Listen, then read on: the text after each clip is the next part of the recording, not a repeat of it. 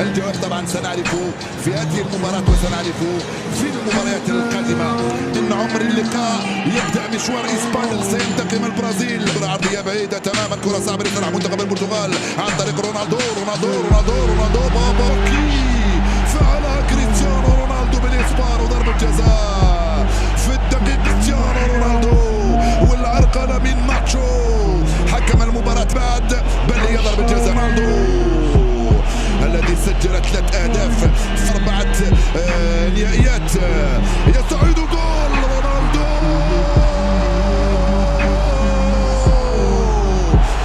إسكو جوردي ألبا، إسكو دخل، إسكو مازال يلعبها، إسكو خطيرة، كرة رائعة من قبل ديجو رونالدو. الحكم يقول كان فيه دفع على يوصلها من هنالك في اتجاه رفيق كاداش، والانطلاقه السريعه لصالح منتخب البرتغال عن طريق موتينيو.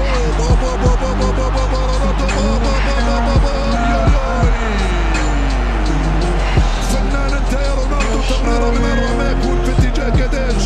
باك على دفاع منتخب اسبانيا في هذه اللحظات، ظروف صعبه. من هنالك ديجو كوستا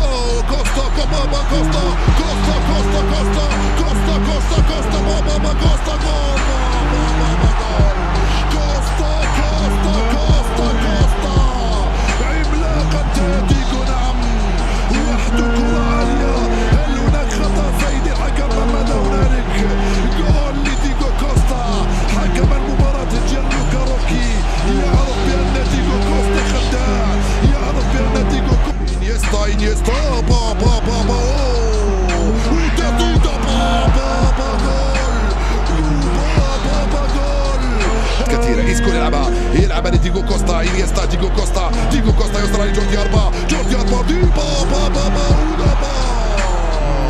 كرة من ديجو يلعبها على الجهة اليمنى، وصلت لدافيد سيلفا، يلعبها كرة لإسكو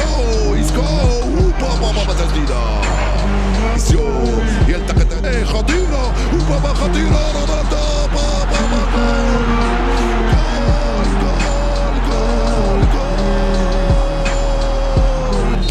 بامتياز الكرة من دافيد سيلفا، خطيرة،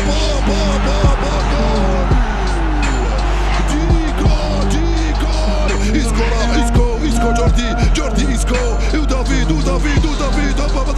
وإسكو دخل وما زال جول.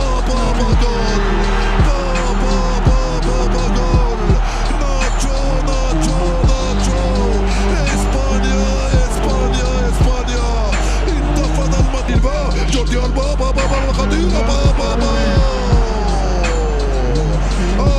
كوراشما استلم الكرة، دخل كوراشما. هل قال لك رونالدو سدد؟ اللاعب أندريس سيلفا لاعب الميلان 23 سنة في عمره، كرة بعيدة رونالدو خطيرة وما زال كوراشما لمسة يد أكيد من غير رجعت له ياغو أسبانيا. والنجم هذه البطولة رونالدو استلمها، رونالدو فليس أمام أصحاب السبعة. سيحبس أنفاس جماهير إسبانيا الموجودة في المدرجات والموجودة في كل المدن الإسبانية، هي الموجودة في بيوتها، ويحبس أنفاسها رونالدو يستعد، البلدوزر العملاق قد يفعلها رونالدو، يسجل الثلاثي وهدف التعديل. رونالدو يستعد لتنفيذ هذه المخالفة.